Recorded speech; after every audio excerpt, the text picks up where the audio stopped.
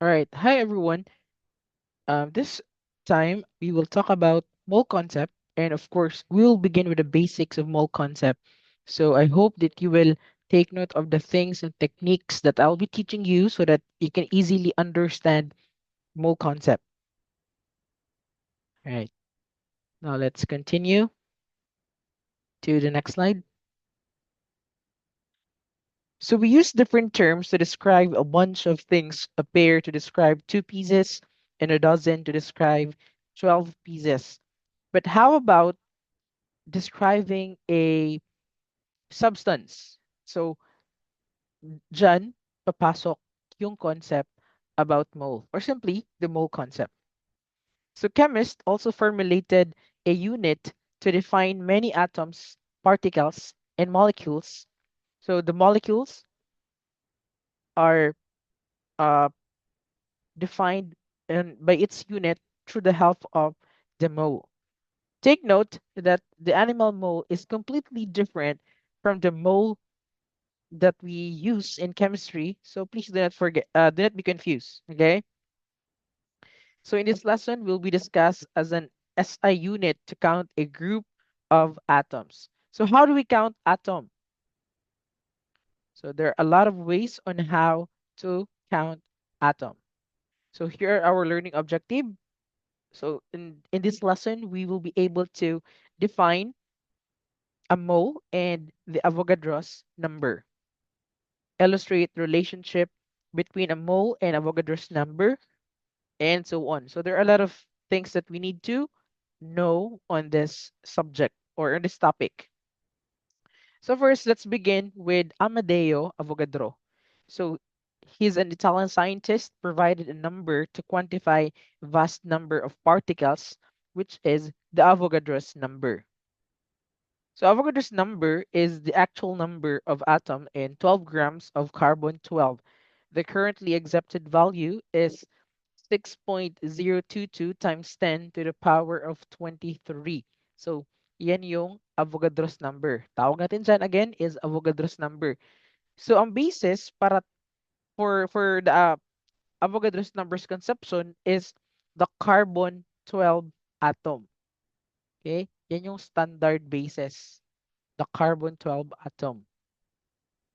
So usually, we round Avogadro's number to 6.022 times 10 to the power of 23.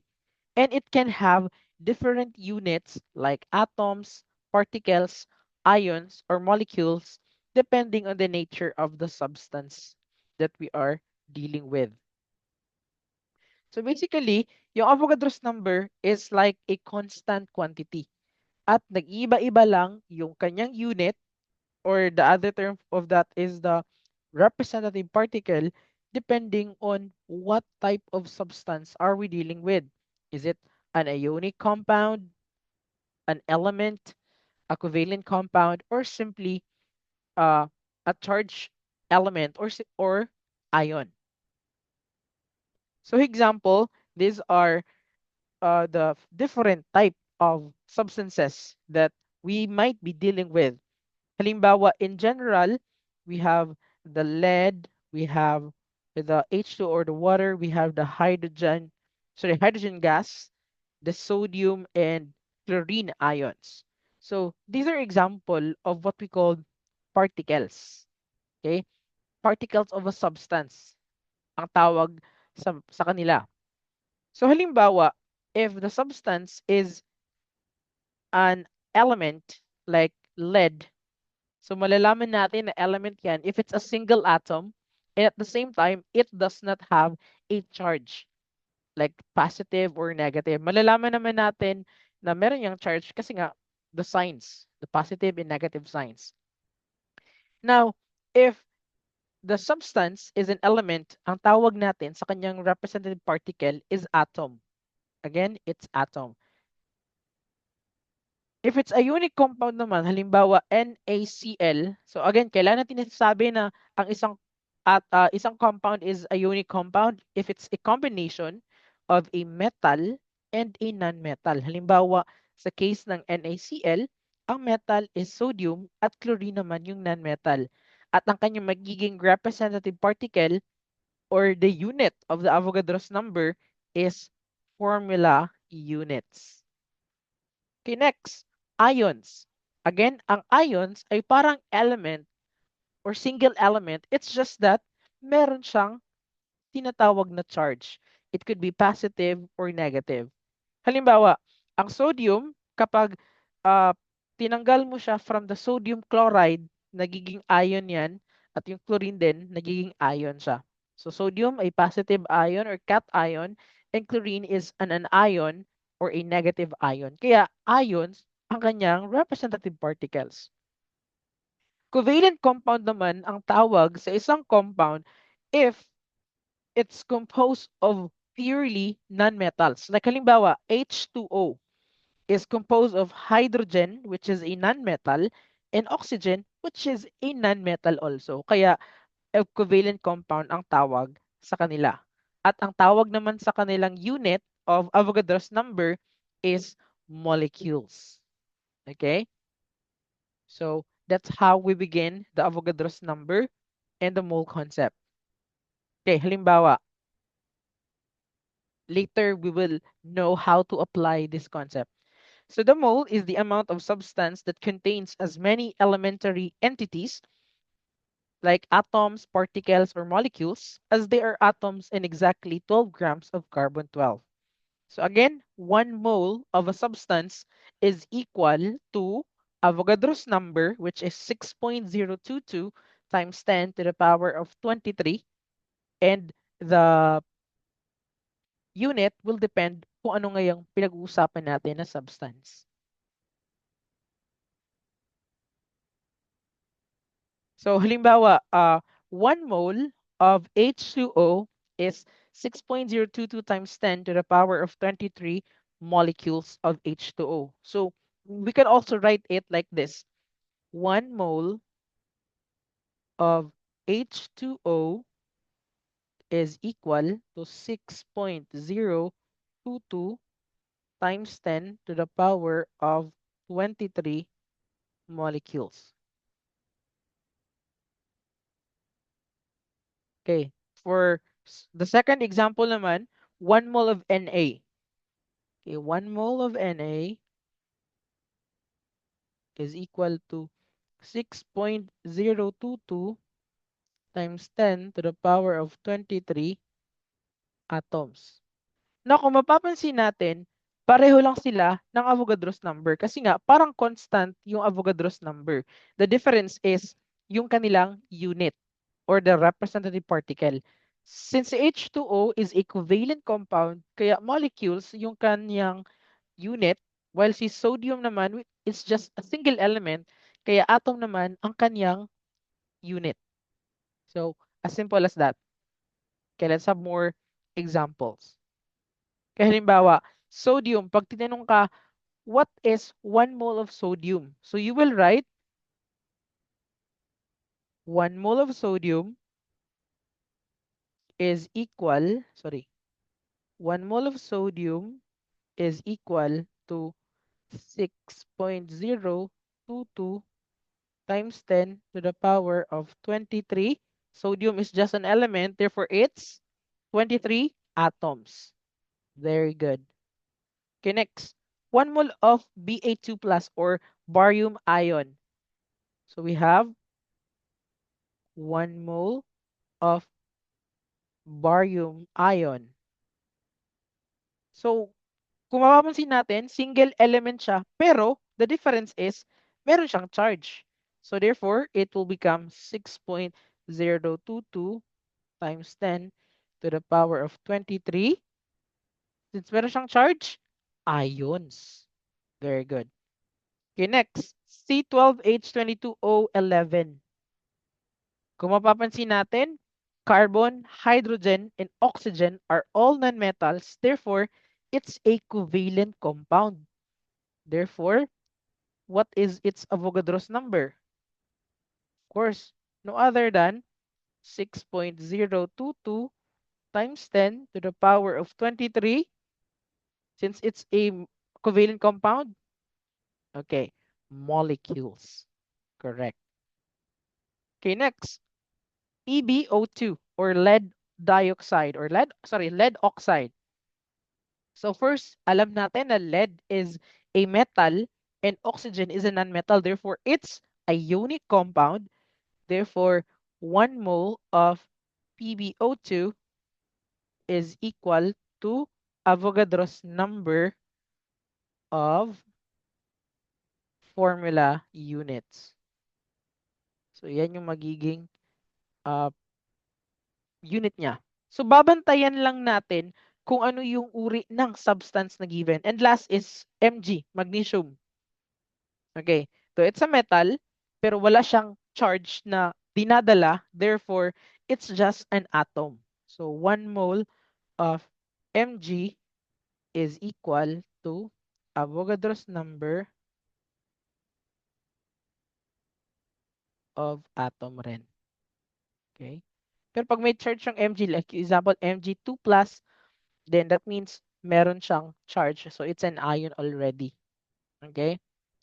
So, ito lang yung pinaka-basic na tatandaan natin to know when to use atoms, ions, molecule, formula units, and atoms in the Avogadro's number. Now, take note, in some reference, they just use the Avogadro's number as 6.02 times 10 to the power of 23 atoms. Okay lang din naman kasi it's still very close to what we are using here, which is 6.022 times 10 to the power of 23.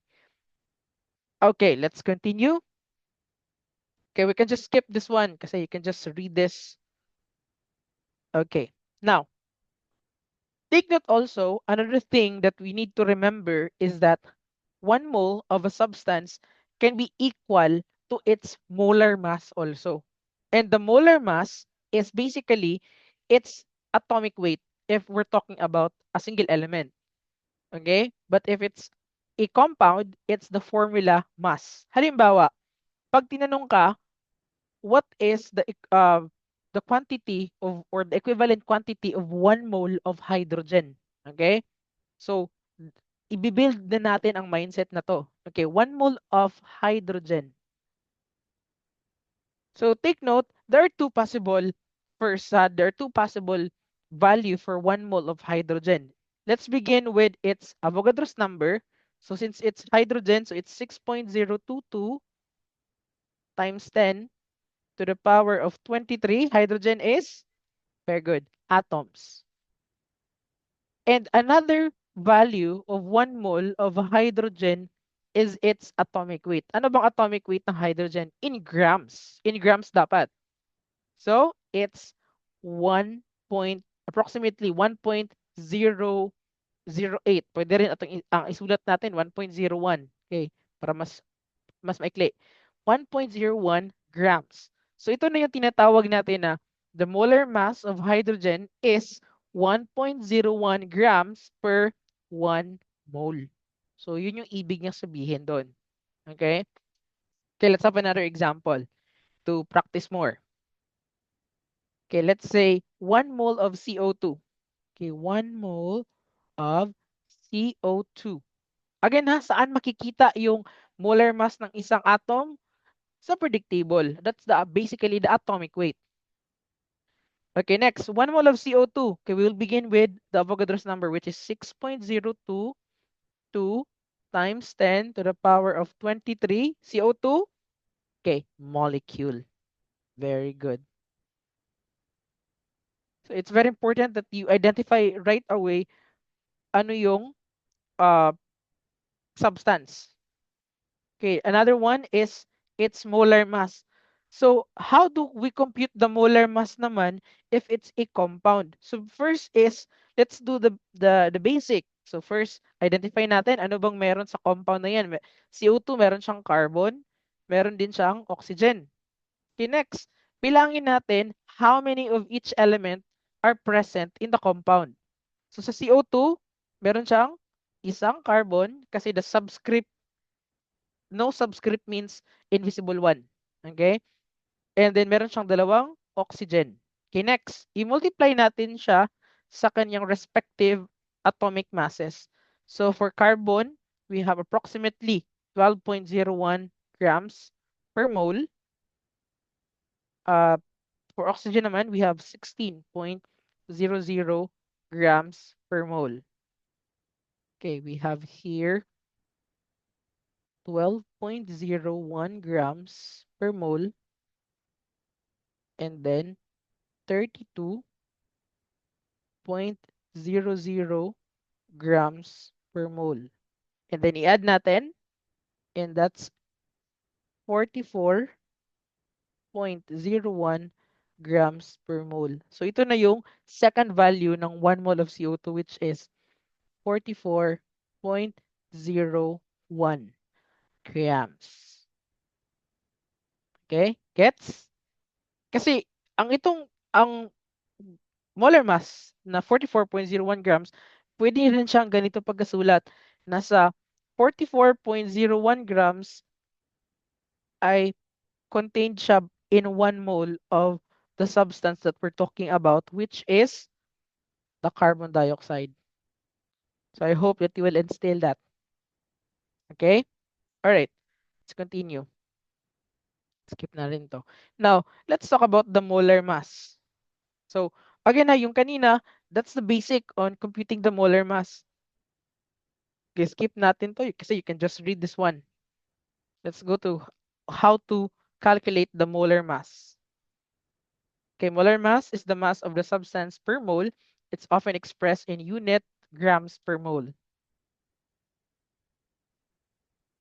Okay. So, molar mass is again basically the atomic weight or the atomic mass of the substance. So, halimbawa, if hydrogen ang pinag-uusapan natin, that's 1.01 grams per mole. If it's a compound like SO2, then we just simply need to identify how many of each atom are present and then multiply natin sa individual atomic masses ng individual atoms and then i-add natin lahat. E halimbawa, let's go directly to the example para mas madali. The compound NaOH has one sodium, one oxygen, and one hydrogen atom. So the molar mass of Na alone is 22.990 grams per mole. The molar mass of O2 is 15.999 grams per mole. And hydrogen is 1.0079 grams per mole. So you need to calculate the molar mass of NaOH. So same step na ginamit natin kanina. So isulat natin Na, oxygen, and hydrogen. Then identify natin how many of each element are present. So we have isang sodium, isang oxygen, isang hydrogen. Multiply natin sa kanilang respective atomic masses. So we have 22.990 grams per mole for sodium, 15.999 or 116.00 yung gamitin natin for oxygen, and then 1.008 grams per mole, or sige, instead of 09, I mean 79. Yeah, okay lang yan. Kasi again, they're still close. Okay, solve natin.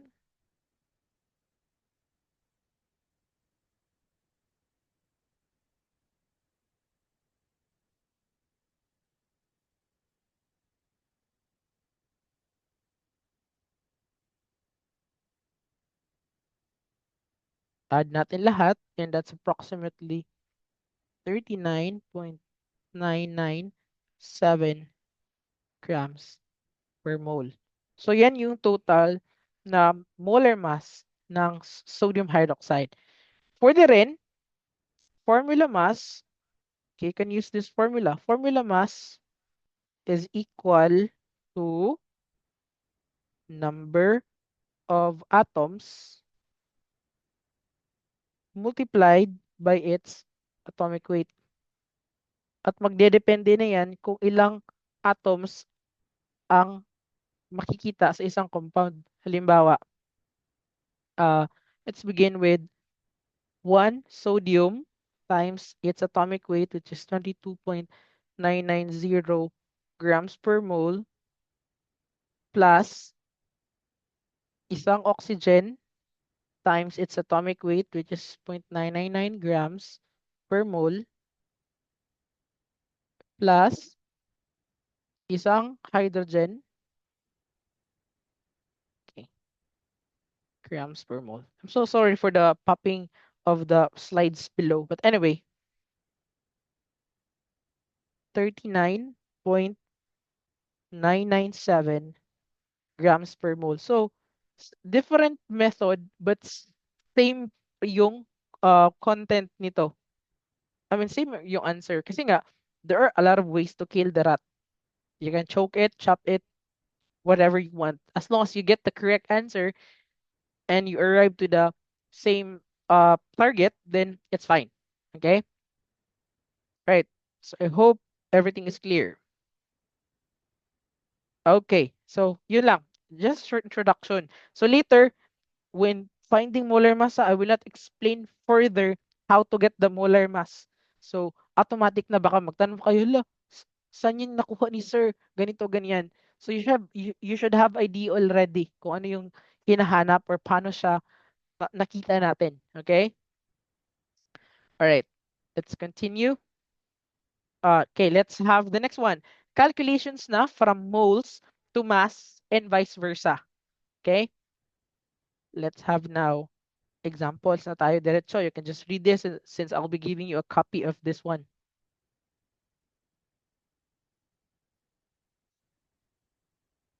Alright, so yung conversion factor natin is pwede siyang grams per mole, pwede siyang moles per gram or grams over mole or mole over grams. Depende kung ano yung hinahanap natin. Anyway, I'll be letting you understand further. Okay, let's have the first example. How many grams of gold are there in 16.3 moles of gold or AU? So in your periodic table, it can be seen there that the molar mass or the atomic weight of gold is approximately,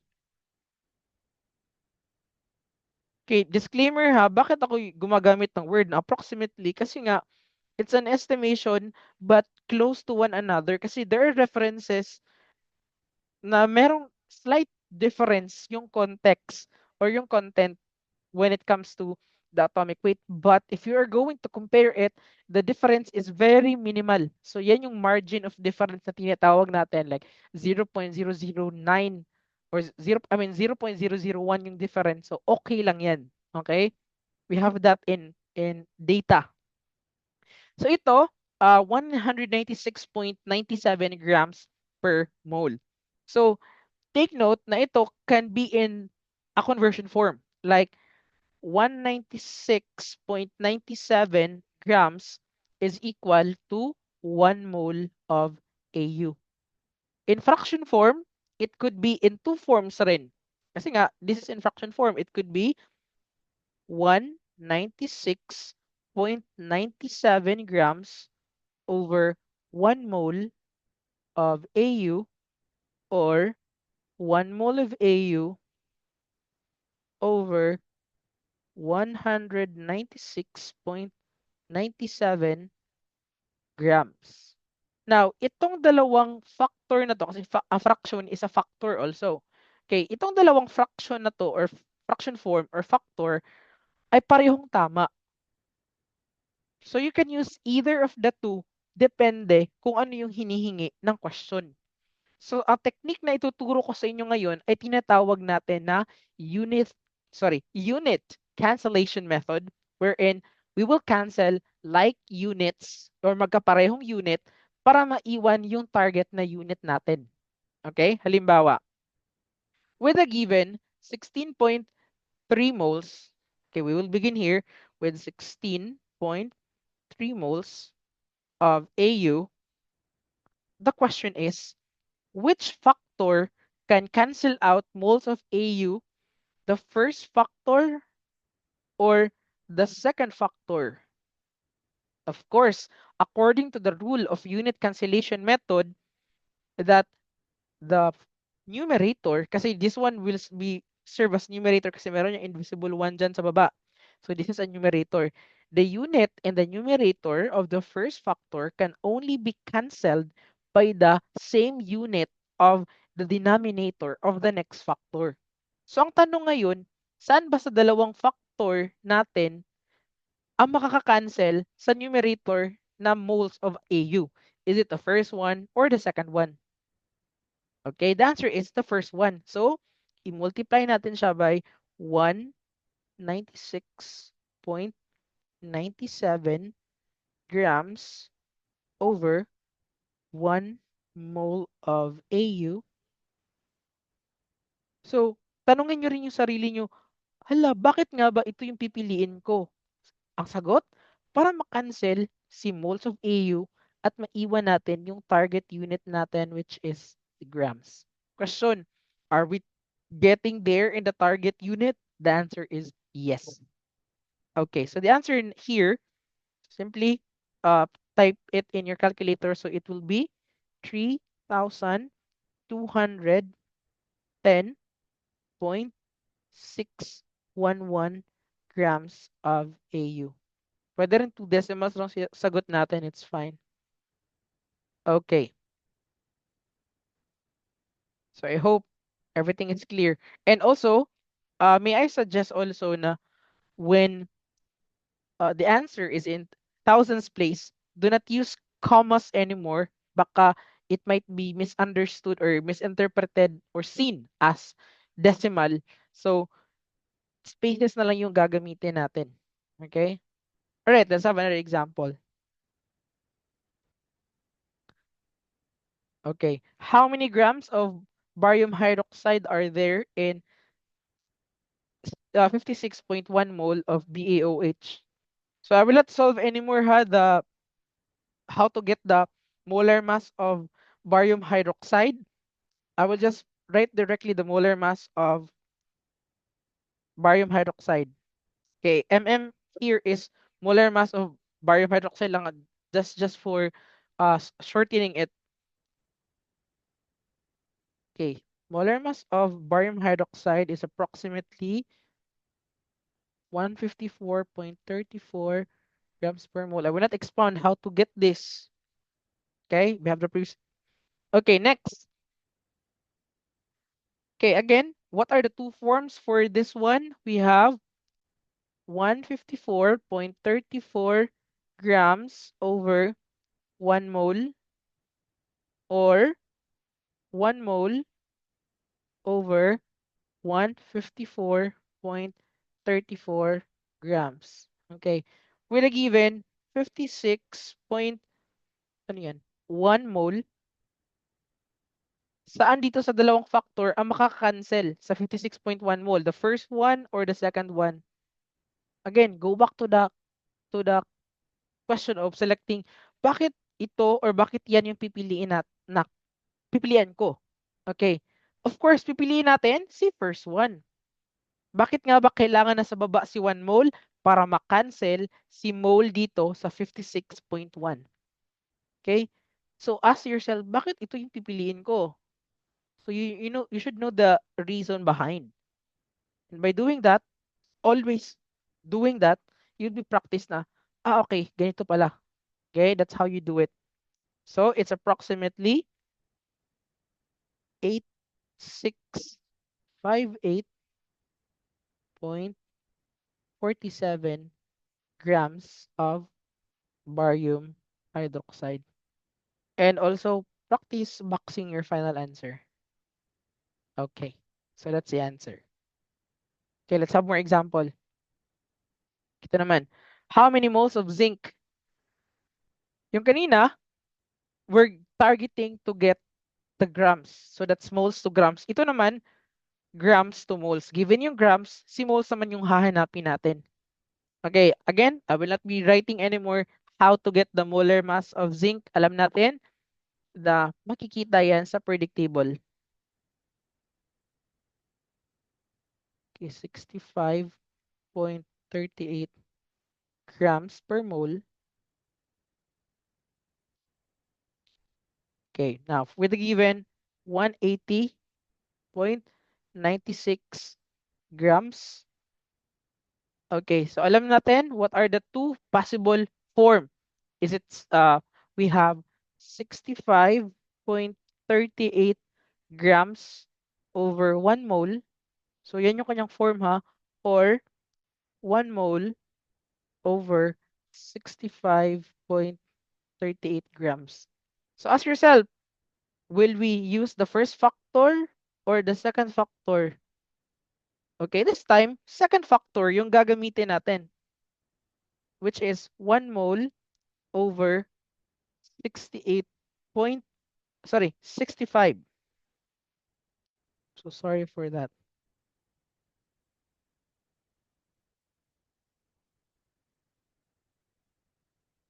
Okay. Okay, 65.38 grams. So tanungin naman natin ulit ating self, bakit nga ba sa baba ko ilalagay si 65.38 grams para makancel si grams sa given. Okay. And then, solve natin. And the answer is 2.77 mole of zinc. So later I will not show anymore what are the two possible forms kasi dire-diretso na tayo.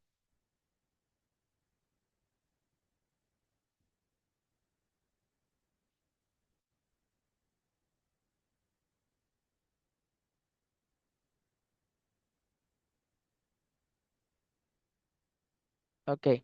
Now, let's continue with another example.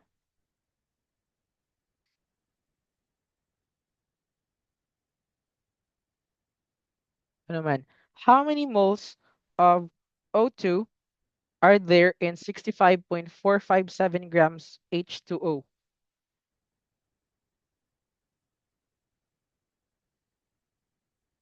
Okay. Again, let's go directly to the molar mass of H2O.